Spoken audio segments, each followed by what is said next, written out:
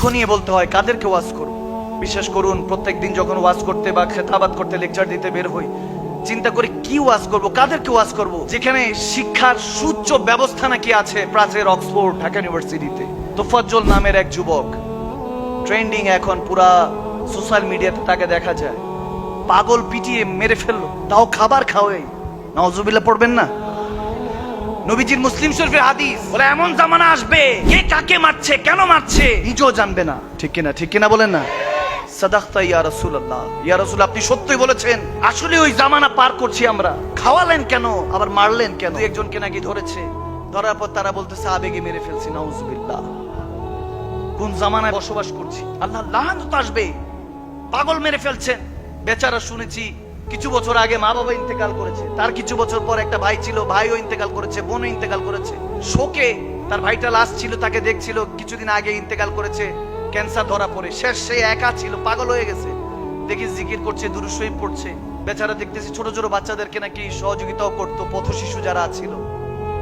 এই অবস্থায় মেরে ফেলেছে। দেখেন, আমি এই ঘটনা যখন দেখছি তখন আমার সফর সঙ্গীদেরকে একটা ওয়াকিয়া বলছিলাম, যে একটা হাদিস আছে কাশফুল মাহজুবের মধ্যে, দাতা গাঞ্জাবাগ শেখের আলাইহি রাহমা তিনিও বর্ণনা করেছেন।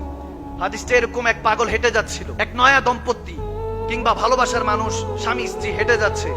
হঠাৎ করে ওই পাগলটা একটা পানির মধ্যে, ওই বৃষ্টির পানির মধ্যে পড়ার সাথে কাদাটা ওই মেয়ের গায়ে গিয়ে পড়লো। এসে ওই স্বামী কিংবা ওই ছেলেটা ওই পাগলটাকে একটা থাপ্পড় দিল।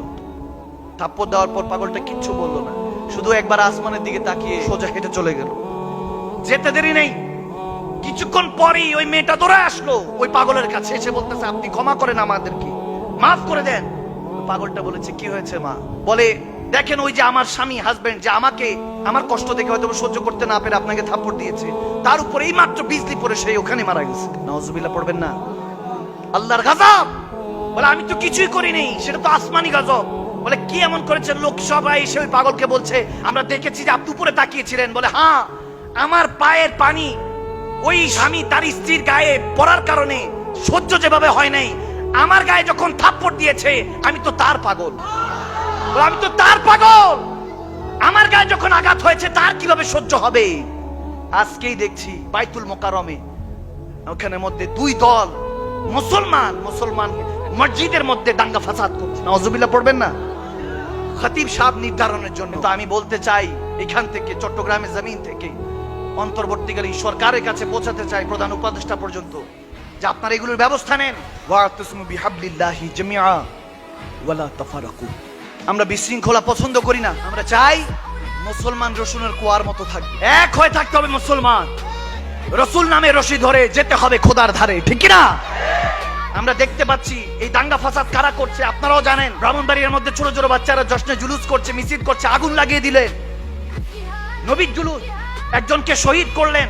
তারপর আমরা দেখতে পাচ্ছি ওলি আল্লাহদের মাজার, যাদের উসিলায় সিন্নি খাইলাম মোল্লা চিনছি না, আওয়াজ দেয় না কেন? বারা আউলিয়ার পটভূমি, এই চট্টগ্রাম ওলি আল্লাহর দেশ, 360 আউলিয়া বাংলাদেশ। এই আউলিয়া দেশের মধ্যে যারা ওলি আল্লাহদের মাজার ভাঙচুর করছে, আপনারা মন্দির পাহাড়ে দিয়ে মাজার ভাঙছেন, এটা কোন বৈষম্য? তাহলে কিসের স্বাধীনতা হলো? এই স্বাধীনতার ধিক্কার জানাই আমরা। এটা কখনো স্বাধীন হতে পারে না। এটা এই ব্যবস্থা যদি না নেয়, এগুলো সমস্ত দায় অন্তর্বর্তীকালীন সরকারকে নিতে হবে। আমরা শাহজালাল ইয়ামানির উত্তরসূরি, আমরা শাহপরান ইয়ামানির উত্তরসূরি। এই বাংলাদেশ ওলি আল্লাহদের দেশ, এখানের মধ্যে কখনো জঙ্গি গোষ্ঠীরা দাঁড়াতে পারবে না ইনশাআল্লাহ। দাঙ্গা ফাসাদ কখনো ইসলাম হতে পারে না। আমার নবী যেখানে ছোট ছোট পিঁপড়াকে বলেছে, সাহাবারা হেঁটে গিয়েছে, পিঁপড়ার মধ্যে আগুন লাগিয়েছে, পিঁপড়া চিৎকার দিয়েছে। মুসলিম শরীফে হাদিস খুলে দেখেন, আমার নবী ডাক দিয়ে বলেছে এই পিঁপড়ার উপরে আগুনকে জ্বালালো। আরেক হাদিসে এসেছে যে পাখি চিৎকার দিয়ে কান্না করছে। আমার নবী যখন জানতে পারলো ওই পাখির বাসা থেকে পাখির বাচ্চাদেরকে নিয়ে গিয়েছে, আমার নবী চিৎকার দিয়ে ধমক দিয়েছেন, বলে এই পাখির বাচ্চাদেরকে কে সরিয়েছে? তার মাকে বাচ্চাদের থেকে আলাদা করেছে। এই বাচ্চা, এই পিঁপড়ার উপরে আগুন কে দিয়েছে? মাখলুকাত, একটা মাখলুকাতের উপরে আযাব দেওয়ার সাহস কোন মাখলুকাতের নেই। আমরা সৃষ্টি হয়ে সর্বশ্রেষ্ঠ হয়েছি নাকি এই মাখলুকাত, আশরাফুল মাখলুকাত? আমরা মানুষ না, আমাদের থেকে পশু অনেক ভালো। এখন ওই অবস্থায় পৌঁছে গিয়েছি আমরা।